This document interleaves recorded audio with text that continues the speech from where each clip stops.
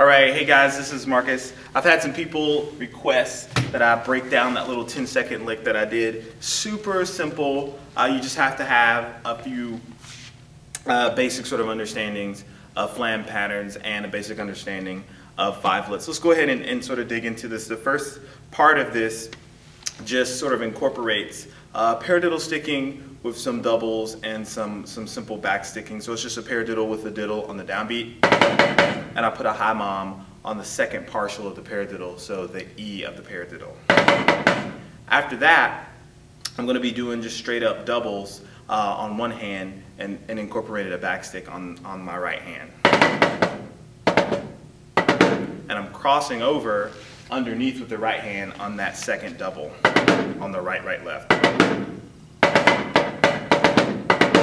Notice when I'm actually playing this a little bit slower, I'm being pretty deliberate with my strokes just to make sure that I'm not practicing bad sound quality when I'm playing on different zones of the actual head. I'm just being very intentional about playing some of these things with good sound no matter the speed. And when I speed it up, I get to sort of adjust small things from there. Still always looking to have the fullest sound quality possible. So that's the first sort of 2 beats.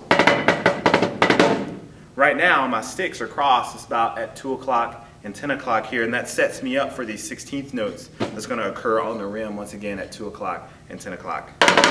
And those are just straight up 16 notes. So far we have this.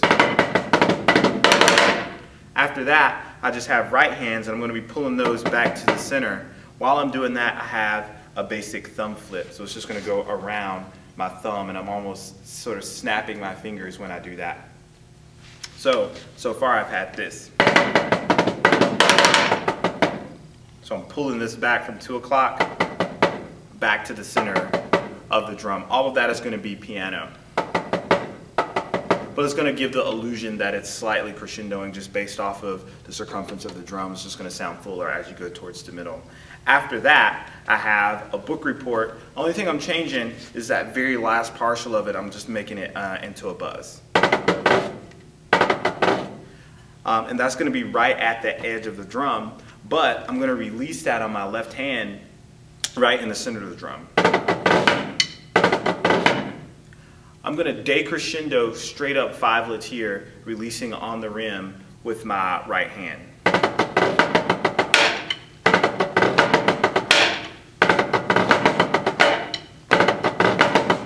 So I'm almost feeling it sort of halftime. Instead of feeling it like this, I'm feeling it like this. From the rim here, I have basic 16th notes once again, and then I have a basic shot after that. Buzz. So that shot's coming off of here, going straight back. The actual fivelets that I'm playing on my left hand here coming off of the shot, all of those are going to be at the edge, which is a little bit different from the first one. So I'll play those few counts sort of together. So book report with the buzz, fivelet, 16ths, buzz, shot with the fives. I'm going to release that in the center of the drum.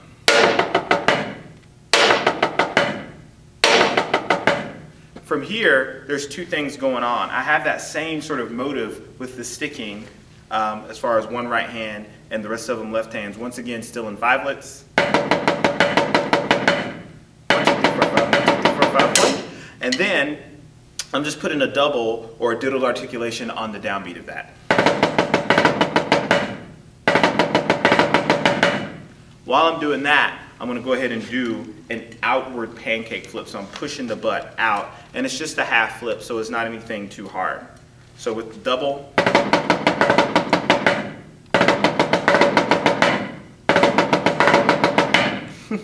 so I'll sort of back that up just a little bit and take sort of those 2 chunks by itself, starting at the book report. Then going into, right? So that kind of happens straight up, back to back. After that, this is sort of the easy part. If you understand paradiddles, and you understand paradiddle taps, all I'm doing is putting those within a fivelet format. So I have paradiddle tap. And you notice I'm not playing it as sort of 16th notes with an 8th note as a tap. I'm not really doing that. I'm sort of slurring it out and making it into 5lets.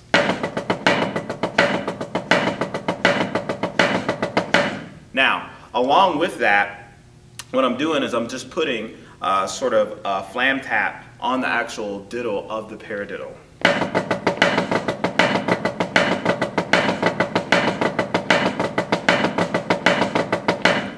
Now, along with that also, I'm going to be adding two things. Number one, a buzz, and then number two, a backsticking on top of those things. So I have this.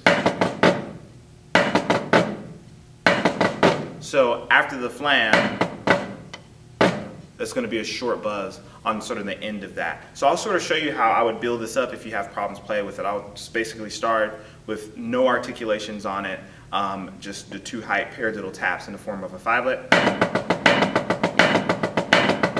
Once again, focusing on getting good even sound, nice two heights, adding in now the flam. Now adding in the buzz.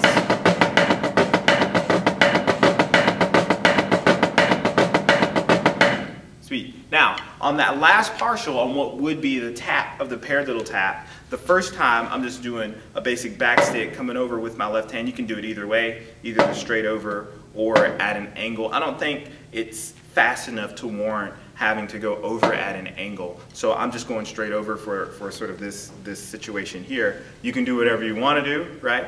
But I'm just going straight over. So the first one, I have this on the very last partial of that. The next one, I'm just going to cross over once again, going 2 o'clock and 10 o'clock. Crossing over here, going over. So my sticks end up with my left over my actual right hand. On the second one that I do there, I put a shot in it to make it give sort of a backbeat kind of feeling.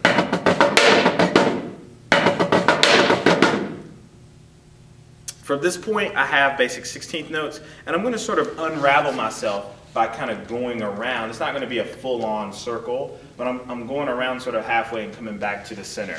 So I have this from there.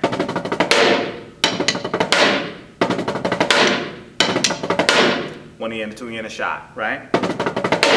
From that point, I have sort of a flam drag. The downbeat of the next part isn't a flam, but I say it's a flam drag because I'm going to be releasing on a flam. So I have sort of two of these, and then I'm releasing on a same hand patty-fla-fla. Most people just call them same hand patties. The reason I didn't actually play that high is number one, it goes by a little bit quick, and then number two, I just want to have a little bit of a contrast within my dynamics for the little 10 seconds that I'm playing. So I'm really only playing that at about a mezzo. So from here,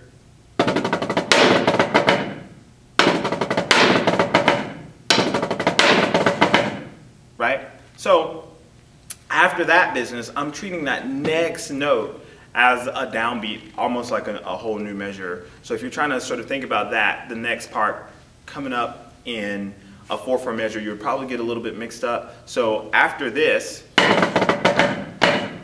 that downbeat is sort of a new measure. So don't try to think about it in any kind of weird time signature or anything. All I have is straight up 2 5-lets kind of full out. And then with a shot. And once again, I'm filling those half times. So 1, 2, 3, 4, 5, 1, 2, 3, 4, 5, hit, right? So from the 16th notes,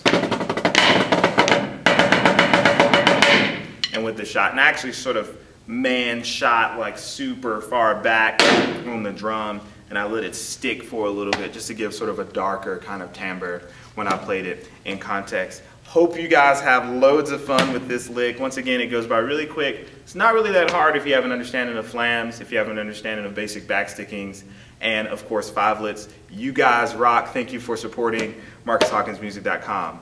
Deuce.